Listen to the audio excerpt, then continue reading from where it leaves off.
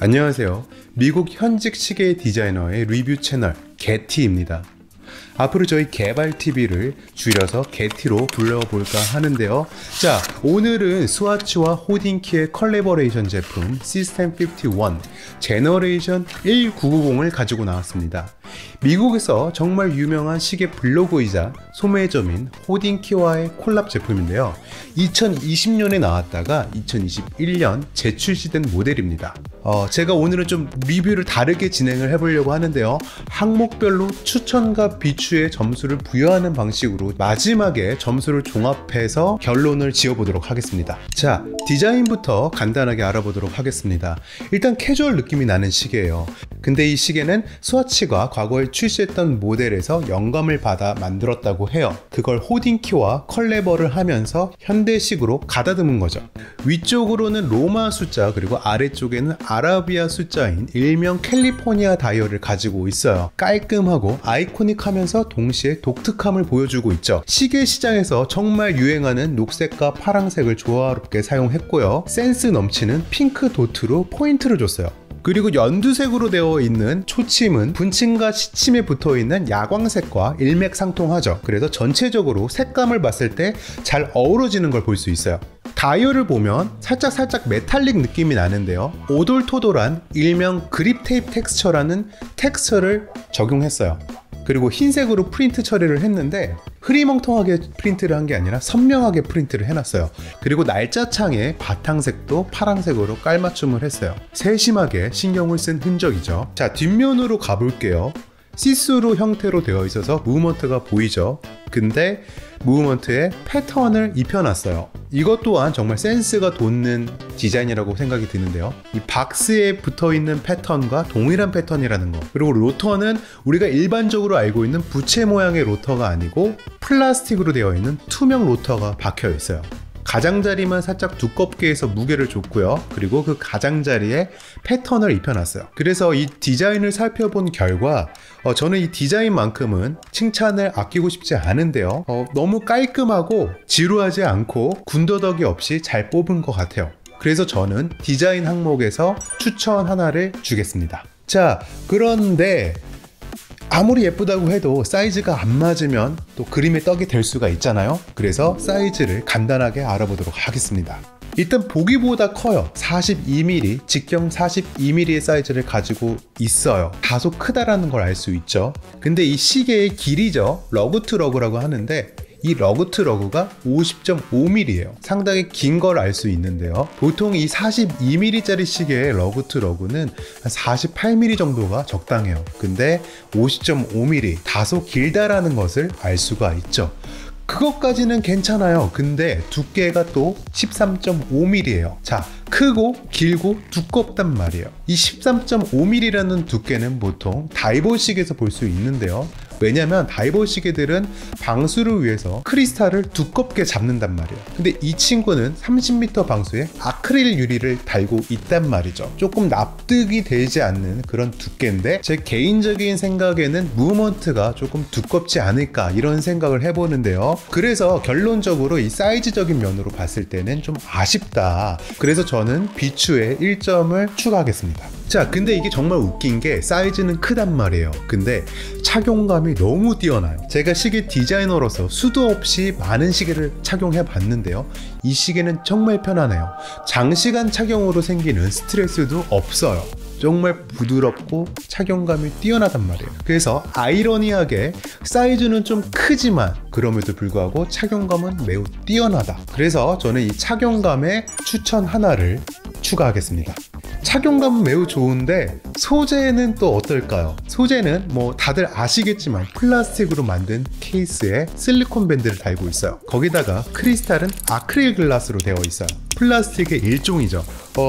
소재는 뭐 부드럽고 잘 만든 것 같아요. 마감 처리도 상당히 좋고. 근데 사자마자 제가 비닐을 벗기니까 아크릴 글라스에 스크래치가 나 있는 거예요. 그 부분에서 일단 실망을 했고요. 그리고 이 플라스틱 케이스 같은 경우는 스크래치가 나면 복원이 힘들어요. 메탈 같은 경우는 복원이 가능한데 플라스틱은 복원이 힘들단 말이에요. 물론 여러분들이 이 플라스틱 소재가 싫다 그러면 시스템 51 메탈 버전이 있어요. 아이런이라는 메탈 버전이 있는데 그 제품으로 가시면 돼요. 근데 기본적으로 제가 가지고 온 시계는 플라스틱이기 때문에 소재적인 면에서 이 마이너스 1점을 추가하겠습니다. 그러면 만듦새는 어떨까요? 이 170불짜리 시계를 두고 만듦새를 논하는 것 자체가 조금 말이 안 되는 걸 수도 있는데, 일단 마감 상태가 매우 뛰어나요. 이 제품은 플라스틱 제품이기 때문에 이 몰딩에 자국이 남아 있어요. 근데 그런 자국도 잘 숨겨놨고요. 실리콘도 매우 부드러워요. 단차도 일정해요. 정말 잘 만들었는데, 데이트를 보시면 지금 왼쪽의 여백과 오른쪽의 여백이 다른 걸 볼 수 있죠. 얼라인이 제대로 안 맞은 거예요. 물론 이 시계만 그럴 수도 있겠죠. 하지만 어쨌든 제가 가지고 있는 이 시계는 데이트의 얼라인이 안 맞는다. 대기업에서 이렇게 만들면 안 되죠. 그리고 스위스에서 만든 걸로 알고 있는데 퀄리티 체크도 스위스에서 하는 거잖아요. 그래서 저는 이 만듦새에서 또다시 마이너스 1점을 추가하겠습니다.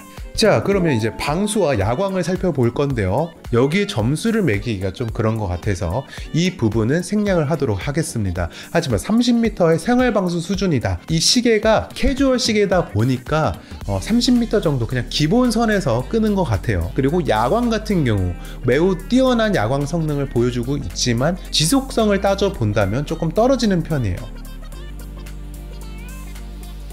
자, 그러면 이 시계의 하이라이트 무브먼트를 알아보도록 하겠습니다. 스와치 그룹 산하에 ETA라는 무브먼트 컴퍼니가 있어요. 에타라고 하죠. 그 회사가 만든 무브먼트고요. 2019년에 니바크론을 사용함으로써 업데이트를 한번 하는데요. 시계 3대장 중 하나죠. 오데마 피게와 스와치 그룹이 합작으로 만든 헤어스프링, 항자성 물질로 유명한데요. 그게 니바크론이죠. 그리고 니바크론을 사용함으로써 시계의 정확도까지 획기적으로 끌어올렸어요. 1오차 플러스 마이너스 7초를 가지고 있어요. 이건 정말 대단한 거예요. 왜냐면 웬만한 무브먼트의 오차보다도 현저하게 낮은 거거든요. 그리고 파워 리저브, 90시간의 파워 리저브는 2014년 스와치가 시스템 51을 발표할 때 들어있던 스펙이에요. 그 스펙을 동일하게 이어오고 있고요. 일단 이 두 가지만 봐도 어마무시한데 특이점이 하나 더 있어요. 51개의 파트로 만든 시계예요. 그리고 나사는 딱 한 개만 사용을 했어요. 그 나사가 이 시계의 로터를 잡아주고 있는 역할을 하고 있죠. 그리고 나머지는 다 레이저로 붙였다고 해요. 그리고 이 오차를 조정하는 레귤레이터조차도 정밀하게 레이저로 고정시켜서, 그래서 추후에 오차 조정이 따로 필요가 없다라는 거죠. 그리고 무브먼트 자체를 밀봉을 했기 때문에 역시 오버홀, 분해 소지라고 하죠. 돈이 따로 들어갈 필요가 없다라는 거겠죠. 이렇게 스와치에서 주장하고 있는 내용만 보면 최고의 무브먼트가 아닐까 생각이 들어요. 물론 단점이 없는 건 아니에요.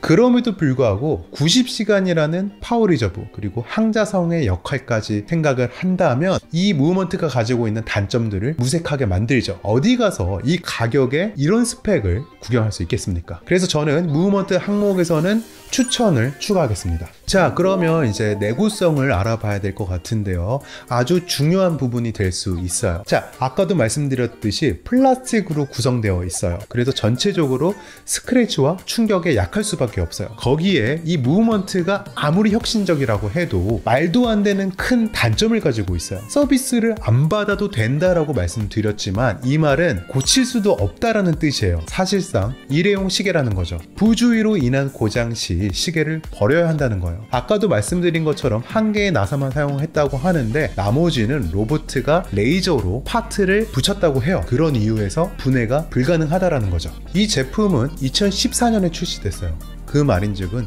수많은 리뷰가 쌓여 있다라는 얘기예요. 근데 아직까지도 리뷰의 키워드로 꼽히는 건 단명이에요. 내구성이 안 좋다는 얘기겠죠.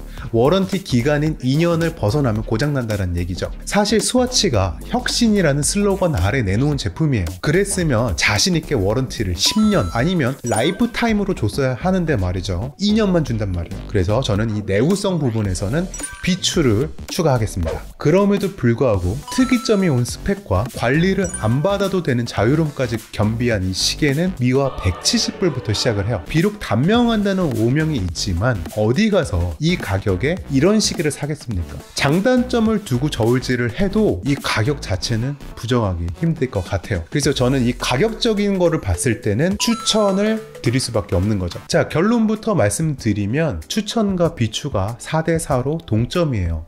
조금 애매한 점수가 나왔는데요. 디자인만 보면 정말 예뻐요. 색상도 잘 뽑았고 90시간의 파워 리저브, 항자성까지, 가격도 괜찮고 스펙상 뭐 하나 신경 쓸 필요가 없는 그런 시계임에도 불구하고 고칠 수 없다라는 단점을 가지고 있기 때문에 좀 조심히 가끔씩 패션 아이템으로 사용하셔야 될 것 같아요. 그리고 만약에 여러분들이 이 시계를 구매하고 싶다 그러시면 저는 메탈 버전이죠. 아이러니 190불부터 시작하는 그 녀석을 추천드릴게요. 그 녀석으로 사시는 게 현명할 것 같고요. 그래서 입문자 분들께는 크게 추천을 드리고 싶지 않아요. 나는 시계를 좀 관리할 줄 안다, 시계가 좀 많아서 이 시계는 가끔씩 찰 수 있겠다, 이런 분들께 추천을 드리면서 영상을 마무리 짓도록 하겠습니다.